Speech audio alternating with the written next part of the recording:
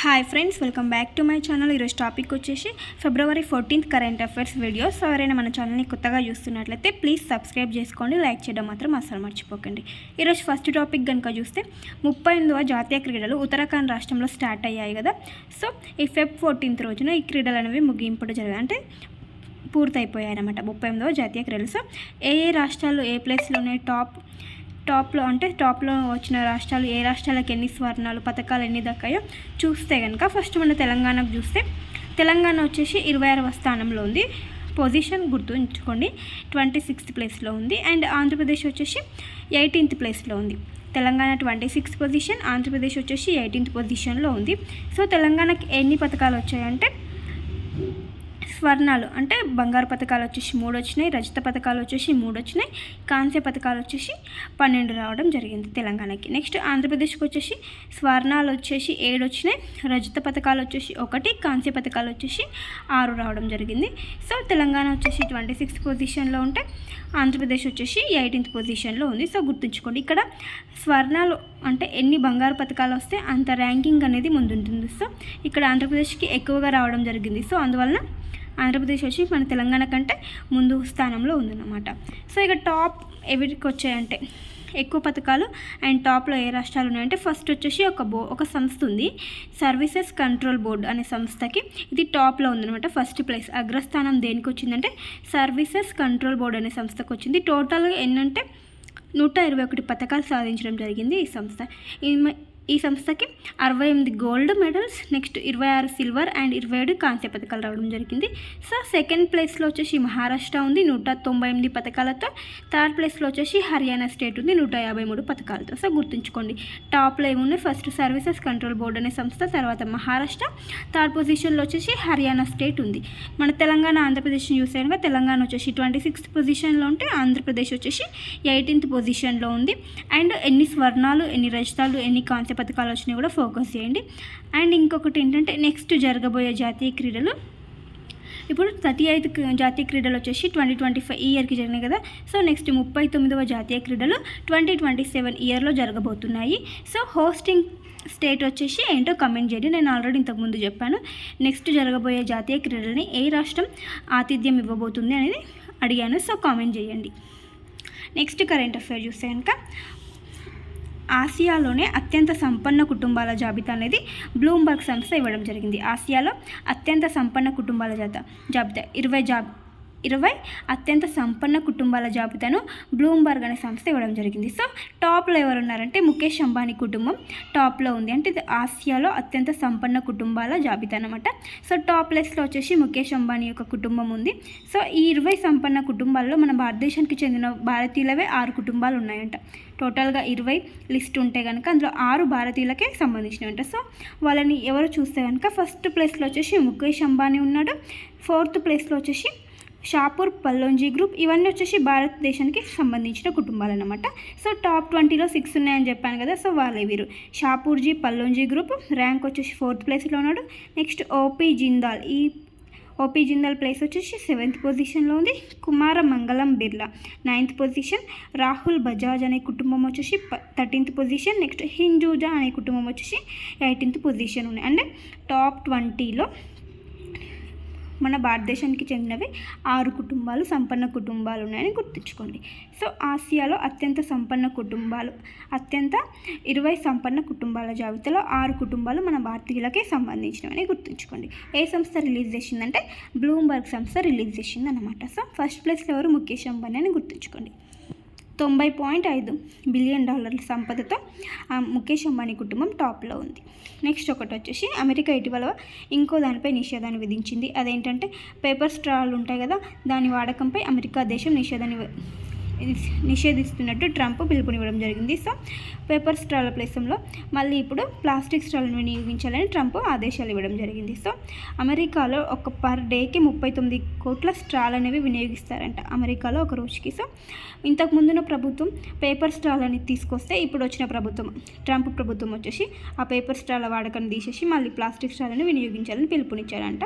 So గుర్తుంచుకోండి. Next వచ్చేసి ఒక ఇంపార్టెంట్ కరెంట్ అఫైర్ ఇది. కేంద్ర సాహిత్య అకాడమీ అవార్డు 2024 ఇయర్కి సంబంధించి ఎవరికి రావడం జరిగిందంటే దివంగత అంటే చనిపోయినటువంటి వ్యక్తి అయినటువంటి చమన్ అరోరాకి కేంద్ర సాహిత్య అకాడమీ అవార్డు 2024 ఇయర్కి సంబంధించి కేంద్ర సాహిత్య అకాడమీ అవార్డు రావడం జరిగింది. సో అతను రాసిన ఏ రచనకు గాను ఈ అవార్డు వచ్చిందంటే ఇక్హోర్ అశ్వత్థామ అనే ఒక చిన్న కథ, ఇక్హోర్ అశ్వత్థామ ఒక చిన్న కథ అనే రచనకి గ్రంథానికి ఈ అవార్డు అనేది రావడం జరిగింది. సో ఇదేంటంటే మహాభారతంలో ఉన్నటువంటి అశ్వత్థామ అనే పాత్ర ఉంటుంది కదా, ఆ పాత్ర గురించి తెలిపే ఒక చిన్న స్టోరీ అంట ఇది. సో ఏ భాషలో రచించాడంటే అరోరా అండ్ డోగ్రీ 2 భాషల్లో ఈ కథని రచించాడంట. సో ఈ కథకు గాను కేంద్ర సాహిత్య అకాడమీ అవార్డు అనేది రావడం జరిగింది. సో ఈ సాహిత్య అకాడమీ అవార్డు పురస్కారాలను ఎప్పుడు స్టార్ట్ చేశారంటే 1954లో స్టార్ట్ చేయడం జరిగింది, అంటే స్థాపించడం, అంటే ఈ పురస్కారాలను ఇవ్వడం స్టార్ట్ చేశారు. అండ్ ఎన్ని భాషల్లో ఈ అవార్డ్స్ని ఇస్తారంటే 24 భాషలలో సాహిత్యవేత్తలు ఉంటారు కదా, వాళ్ళకి పురస్కారాన్ని ప్రతి సంవత్సరం ప్రకటిస్తారంట. సో ఈ ఇయర్కి 2024 ఇయర్కి కానీ ఎవరికి రావడం జరిగిందంటే దివంగత అయినటువంటి చమన్ అరోరాకి కేంద్ర సాహిత్య అకాడమీ రావడం జరిగింది. సో ఏ రచనకు గానంటే ఇక్హోర్ అశ్వత్థామ ఒక చిన్న కథ అనే దీనికి ఈ అవార్డు అనేది రావడం జరిగింది. సో ఏ భాషలో రచించారంటే అరోరా అండ్ డోగ్రీ భాషల్లో రచించారని గుర్తుంచుకోండి. నెక్స్ట్ కరెంట్ అఫైర్ వచ్చేసి మణిపూర్లో రాష్ట్రపతి పాలన విధించారు. ఇటీవల రీసెంట్ న్యూస్ చూసే కనుక మణిపూర్ సీఎం అయినటువంటి ఎన్ బీరెన్ సింగ్ రాజీనామా చేశాడు కదా. సో అతను రాజీనామా చేసిన తర్వాత ఇంకా ఏ పార్టీ కూడా ప్రభుత్వాన్ని ఏర్పరచడానికి ముందుకు రాలేదంట. సో అక్కడ గవర్నర్ యొక్క ఆదేశాల మేరకు రాష్ట్రపతి పాలన విధించడం జరిగింది.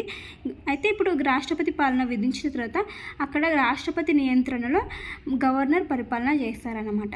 రాష్ట్రపతి యొక్క నియంత్రణలో ఎవరు పరిపాలన చేస్తారంటే గవర్నర్ అయినటువంటి రాష్ట్ర గవర్నర్ పరిపాలన చేస్తారన్నమాట. సో ఈ రాష్ట్రపతి పాలన అనేది ఎందుకు విధించారంటే మైత్రి కుకీ తెగల మధ్య ఘర్షణలు అనేవి లాస్ట్ ఇయర్ నుంచి చూస్తూనే ఉన్నాం, మణిపూర్లో జరుగుతూనే ఉన్నాయి అల్లర్లు. సో ఈ అల్లర్లకు సంబంధించి ఎన్ బీరెన్ సింగ్ కూడా ముఖ్యమంత్రి అయినటువంటి ఎన్ బీరెన్ సింగ్ రాజీనామా చేయడం జరిగింది. సో తర్వాత ఏ పార్టీ కూడా ముందుకు రాకపోవడంతో ప్రభుత్వం ఏర్పరచడానికి రాష్ట్రపతి పాలన విధించడం జరిగింది. సో ఈ రాష్ట్రపతి పాలన సమయంలో ఏంటంటే ఇక టోటల్ పవర్స్ అని కేంద్రం పార్లమెంట్లోనే ఉంటాయన్నమాట. రాష్ట్రానికి సంబంధించిన అసెంబ్లీకి సంబంధించి ఎటువంటి పవర్స్ రాష్ట్రానికి ఉండవు. టోటల్ పవర్స్ వచ్చేసి మొత్తం పార్లమెంట్కే ఉంటాయి. పార్లమెంట్ మాత్రమే చట్టాలు ఉంటాయి కదా, రాష్ట్రానికి ఏమైనా చట్టాలు చేయాలి అంటే పార్లమెంటే చూసుకుంటుందన్నమాట. రాష్ట్ర చట్టాలను రూపొందించే బాధ్యత మొత్తం పార్లమెంటుదే. రాష్ట్రపతి పాలన అనేది రాష్ట్రంలో అమలు ఉన్నప్పుడు పార్లమెంటే మొత్తం బాధ్యత అనేది తీసుకోవడం జరుగుతుంది, గుర్తుంచుకోండి. సో ఈ రాష్ట్రపతి పాలన ఎన్ని నెలలు ఉంటుందంటే గరిష్టంగా 6 నెలలు ఉంటుంది, కానీ 3 సంవత్సరాల వరకు మనం పొడిగించవచ్చు అంట. పార్లమెంట్ యొక్క ఆమోద ముద్రతో 3 సంవత్సరాల వరకు మనం కొనసాగించవచ్చు అంట ఈ రాష్ట్రపతి పాలన. సో ఏ ఆర్టికల్ని యూజ్ చేసి అంటే ఆర్టికల్ 356ని ప్రయోగించి ఈ రాష్ట్రపతి పాలన విధించడం జరుగుతుంది. సో గుర్తుంచుకోండి. నెక్స్ట్ కరెంట్ అఫైర్ వచ్చేసి ప్రధానమంత్రి విరాసత్ కా సంవర్ధన్, ఇది ఒక స్కీమ్ వచ్చేసి రాజ్యసభలో రావడం జరిగింది ప్రశ్నోత్తరాల సమయంలో. దీని యొక్క ఇన్ఫర్మేషన్ ఇవ్వడం జరిగింది. ప్రధానమంత్రి విరాసత్ కా సంవర్ధన్ పిఎం వికాస్ అనే పథకం. సో ఈ పథకాన్ని వచ్చేసి మైనారిటీ వ్యవహారాల మంత్రిత్వ శాఖ అమలు చేస్తుంది. ఏ మినిస్ట్రీ అంటే మైనారిటీకి సంబంధించినది ఈ స్కీము, గుర్తుంచుకొని. మైనారిటీ వ్యవహారాల మంత్రిత్వ శాఖ దీన్ని అమలు చేస్తుంది. సో ఈ స్కీమ్ కింద ఈ పిఎం వికాస్ కింద కొన్ని సబ్ స్కీమ్స్ అనేవి ఉన్నాయి, ఈ పథకం కింద ఉన్నాయి. సో అవి ఏంటంటే సీకో ఔర్ కమావో, నయీ మంజిల్, నయీ రోష్ని, హమారీ తరోహర్, ఉత్సాద్, ఇవన్నీ వచ్చేసి మైనారిటీకి సంబంధించిన స్కీమ్స్ అన్నమాట. సో ఈ పిఎం వికాస్ యొక్క ముఖ్యమైన లక్ష్యం ఏంటంటే 6 నోటిఫైడ్ మైనారిటీ వర్గాల అభివృద్ధి కొరకు ఈ స్కీమ్ అనేది పనిచేస్తుందంట. 6 నోటిఫైడ్ మైనారిటీ వర్గాల అభివృద్ధి కొరకు అంట. సో మైనారిటీలో ఇంకా మహిళల యొక్క అభివృద్ధి కొరకు ఇంకా ఎక్కువ కృషి చేస్తుందన్నమాట ఈ స్కీమ్ పిఎం వికాస్. మైనారిటీల కొరకు మాత్రమే కాకుండా మైనారిటీ మహిళల కొరకు కూడా ఈ స్కీమ్ అనేది యూజ్ అవుతుంది ఎక్కువగా. నెక్స్ట్ కరెంట్ అఫైర్ వచ్చేసి ఎస్సీ వర్గీకరణ ప్రక్రియ. ఇది భారతదేశంలోనే ఒక ఎస్సీ వర్గీకరణ ప్రక్రియను పూర్తి చేసిన తొలి రాష్ట్రంగా మన తెలంగాణ స్టేట్ నిలిచింది భారతదేశంలోనే, గుర్తుంచుకోండి. ఎస్సీ వర్గీకరణ ప్రక్రియను పూర్తి చేసిన తొలి రాష్ట్రం ఏంటంటే తెలంగాణ. మొదటి రాష్ట్రం తెలంగాణ దేశంలోనే. సో ఏ కమిషన్ అంటే దీని ఎవరు చేపట్టారంటే ఏకసభ్య కమిషన్ని తెలంగాణ స్టేట్ నియమించడం జరిగిందన్నమాట. ఈ ఎస్సీ వర్గీకరణ ప్రక్రియ కొరకు ఏకసభ్య కమిషన్ నియమించడం, అంటే ఒకటే సభ్యుడు ఉంటారు అనమాట. సో అతను ఏమంటే జస్టిస్ షమీక్ షమీమ్ అఖ్తర్ నేతృత్వంలో ఈ ఎస్సీ వర్గీకరణను చేపట్టడం జరిగింది. సో ఎప్పుడు ఏర్పాటు చేశారంటే ఈ ఎస్సీ వర్గీకరణ ప్రక్రియకు సంబంధించి ఏకసభ్య కమిషన్ని 2024 అక్టోబర్ 11న ఈ ఏకసభ్య కమిషన్ ఏర్పాటు చేస్తే రీసెంట్గా 2025 ఫిబ్రవరి 3న నివేదికను అసెంబ్లీకి సమర్పించడం జరిగిందన్నమాట. సో 4 సిఫార్సులు చేస్తే అందులోకి మన స్టేట్ వచ్చేసి కొన్ని సిఫార్సులను ఆమోదించి మరి కొన్ని సిఫార్సులను ఆమోదించకుండా ఉంది. సో నివేదికను 2025 ఫిబ్రవరి 3న ఇవ్వడం జరిగింది రాష్ట్ర ప్రభుత్వానికి. సో గుర్తుంచుకోండి, ఎస్సీ వర్గీకరణ ప్రక్రియను పూర్తి చేసిన తొలి రాష్ట్రం తెలంగాణ.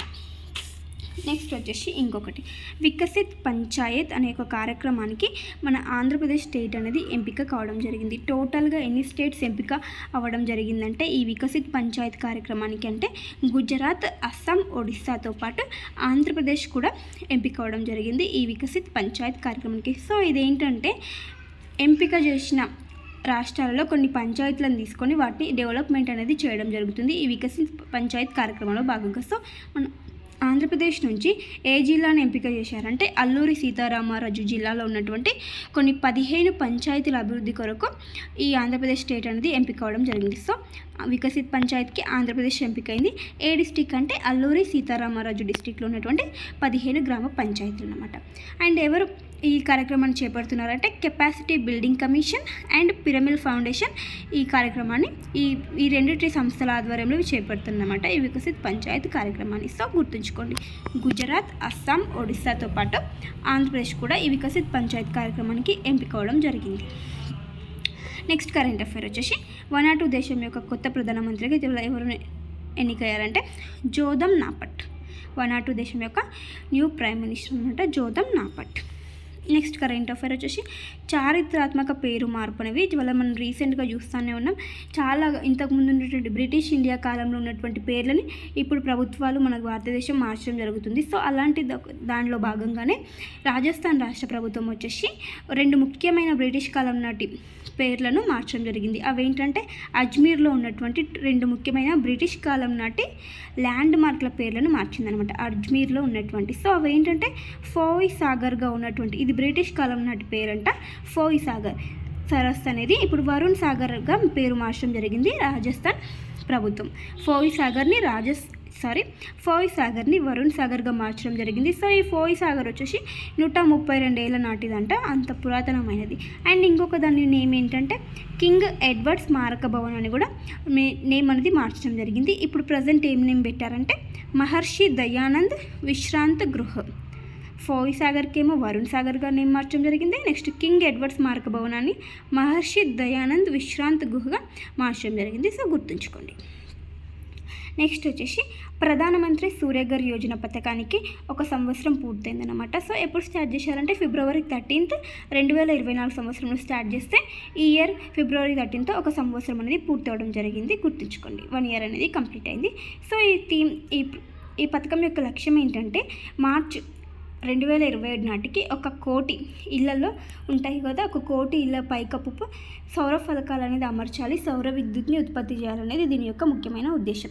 మార్చి 2027 నాటికి 1 కోటి ఇళ్లలో పైకప్పు సౌర ఫలకాలను ఏర్పాటు చేయాలనేది ఈ స్కీమ్ యొక్క లక్ష్యం అన్నమాట. ప్రధానమంత్రి సూర్యఘర్ యోజన అంటే సౌర విద్యుత్ని ఉపయోగించి విద్యుత్ని ఉత్పత్తి చేయాలనేది దీని యొక్క లక్ష్యం అన్నమాట. సో గుర్తుంచుకోండి, ప్రధానమంత్రి సూర్యఘర్ యోజనకి 1 సంవత్సరం అనేది పూర్తయి మొదటి వార్షికోత్సవం అనేది జరుపుకోవడం జరిగింది. సో ఎప్పుడు స్టార్ట్ అయింది అనేది గుర్తుంచుకోండి. సో ఇవ్వండి ఫ్రెండ్స్ ఈరోజు ఇంపార్టెంట్ కరెంట్ అఫైర్స్. వీడియో నచ్చితే ప్లీజ్ లైక్ చేయండి, షేర్ చేయండి, అలాగే సబ్స్క్రైబ్ చేసుకోండి. అండ్ ఇంకొకటి ఏంటంటే ఇండియన్ హిస్టరీకి సంబంధించి సింధు నాగరికత అండ్ ఆర్యుల నాగరికత పీడిఎఫ్ని నేను టెలిగ్రామ్ ఛానల్లో ప్రొవైడ్ చేశాను. సో ఎవరికైనా కావాలి అనుకుంటే చెక్ చేసుకోండి. Thank you for watching. By by.